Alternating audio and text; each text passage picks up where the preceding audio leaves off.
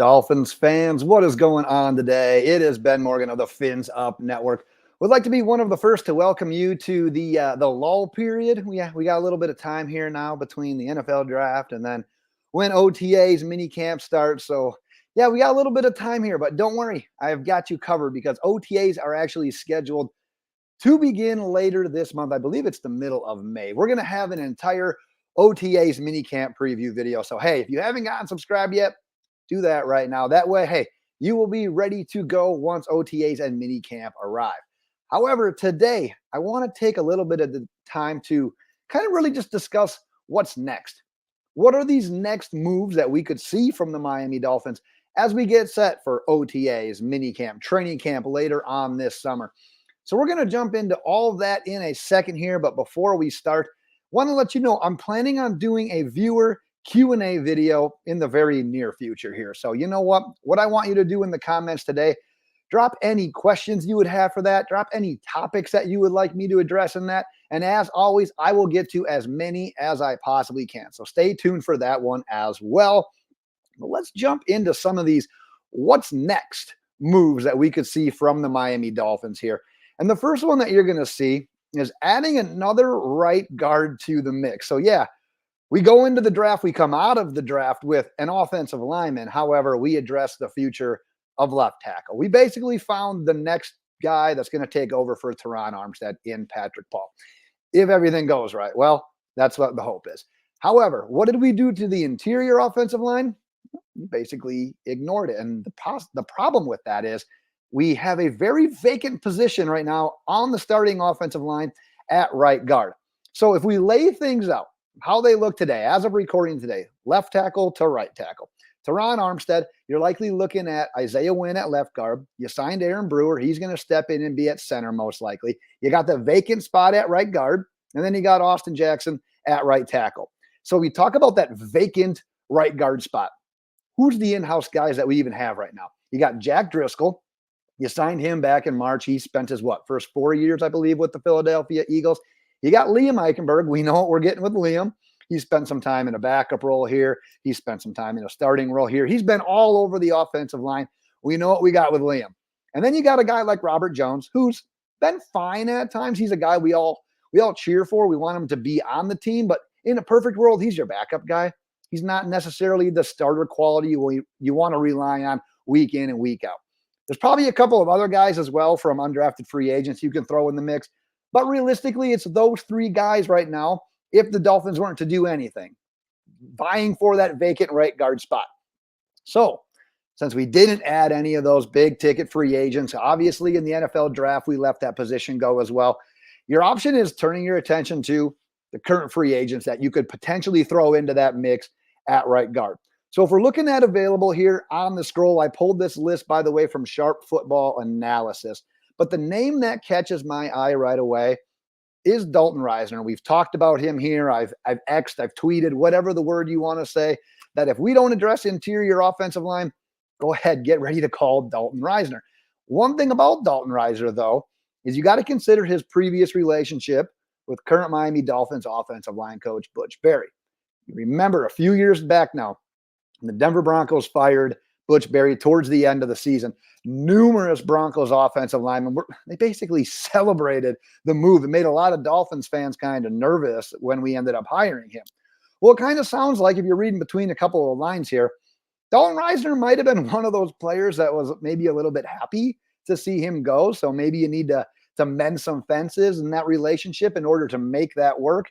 And we'll see how that goes. These guys they're grown men. They're professionals. Sometimes you got to put that behind you, especially with how we saw Butch Barry sort of transform a little bit of a makeshift line that we had to do last year. There's some players that really singing his praises right now.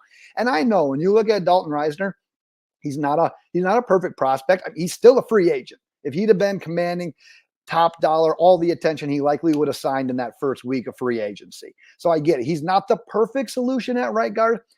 You'd have a hard time convincing me, though, that he's not a better option than the in-house guys that we talked about. Last year with the Vikings, received a 57.1 overall grade from PFF, Pro Football Focus. 50 is average. So he's about a little bit slightly to above average in that sense. Credited with allowing no sacks and only 3 penalties in 745 snaps. Appeared in 15 games, started in 11. This will actually be his 6th NFL season. The first 4 did come with the Denver Broncos. Last year was his first and only with the Vikings. Turns 29 later this offseason, but regardless, in my opinion, he's an immediate upgrade at right guard when you compare him to the guys that we have in-house. I started this video by saying that position at right guard is vacant. You add Dalton Risner to this, I'm not necessarily saying that it's vacant anymore. I would say that he would be the odds-on favorite to start at right guard. Sure, you have your competition. You have Driscoll, you got Liam, you got Robert Jones. Let him play it out. But I would say if you're penciling in starters, Dalton Risner will probably rise up there for me, at least in my opinion. All right, the next thing that I want to keep an eye on as to what may be next is the idea of potentially adding another safety to the mix as well. And no, the current situation at safety isn't as dreadful as the situation at starting right guard. However, an injury to one of our top guys, Javon Holland, Jordan Poyer, that personally changes my outlook on how I view that position fairly significantly, because we obviously lost Brandon Jones to Sean Elliott this offseason to free agency. So your depth behind our top 2 guys right now, it's Elijah Campbell, who he's played both corner and safety. It's Patrick McMorris, who we just drafted with our sixth round pick. 6th round picks in general are going to have an uphill battle, especially one that really wasn't on anyone's radar. So he's climbing an uphill battle. You don't want him necessarily getting meaningful snaps here in year 1. And then we got Mark Perry, Jordan Colbert, who reportedly signed as undrafted free agents, kind of fall into that same boat as McMorris when it comes to meaningful snaps. If you wanted to throw Nick Needham into that mix as well, in case the team wants to continue on an experiment that they've had with him at safety, go ahead. But we're still talking about unproven options behind Poyer and behind Holland. So the idea of adding a safety, like I said, may not seem as super important for the time being. We got Holland, we got Poyer that are in position to start. But man, like I said, it can get questionable real fast if one, or God forbid, both of those guys were to go down to injury. So once again, I pulled this list from the Sharp Football Analysis. It's the top ranked free agents at safety, at least as of recording today's video. And the names that I have been told to keep an eye on, Justin Simmons and Micah Hyde. Now, I personally think that Justin Simmons, I personally think he's a dream pick. It's a shoot for the moon type of signing. If you followed the Fins Up Network in the past, you know I kind of gush over Justin Simmons. I think he's great in the run game. I think he matches up well in the passing game. He's a great last line defender. He's kind of that do-it-all safety that can really form a defensive secondary together. Now you add that to Javon Holland, I would absolutely love that pairing. But here's the deal, though. Is he too good for what we're trying to accomplish? Like I said, you've got the young stud in Javon Holland. You've got a proven veteran in Jordan Poyer that we assume is in line to start. So is the team really going to fork over even more money, probably pretty decent money, to a guy like Justin Simmons, who's also a starting caliber safety, more than a starting caliber safety? Now I say that saying, hell, I wouldn't mind this. In fact, I'd absolutely love it. I would start Javon Holland and Justin Simmons in a heartbeat. I'd tell opposing offenses, you know what? Good luck. We lost Xavier Howard at cornerback, but you know what? We still got Ramsey, and now we've got Javon Holland and Justin Simmons, Kendall Fuller, and who knows what happens with Cam Smith. I like our odds there in the secondary. That is great. I just don't know if they make a move like that after what do you imagine they told Jordan Poyer when they went to sign him? I'm guessing they made some guarantees, some sort of promises to him as well when they signed him. So how is that dynamic going to go? So maybe a guy like Micah Hyde is a little bit more realistic at this point. And one thing too, with pairing him with Hyde, will it be a reunion? They spent some time together while in Buffalo. And yeah, Micah Hyde he's 33 years old. So he's not necessarily the dynamic safety that he once was. He's not at the caliber of a guy like Justin Simmons. So the idea of bringing him in and letting him play more of a complementary role with Holland, with Poyer, maybe that's a more lucrative option for the Dolphins if they want to pursue that here yet this offseason. If we look at Hyde, still graded out at 64.4 by Pro Football Focus last year, got 2 interceptions. And yeah, he's 33 years old, but you know what comes with that age?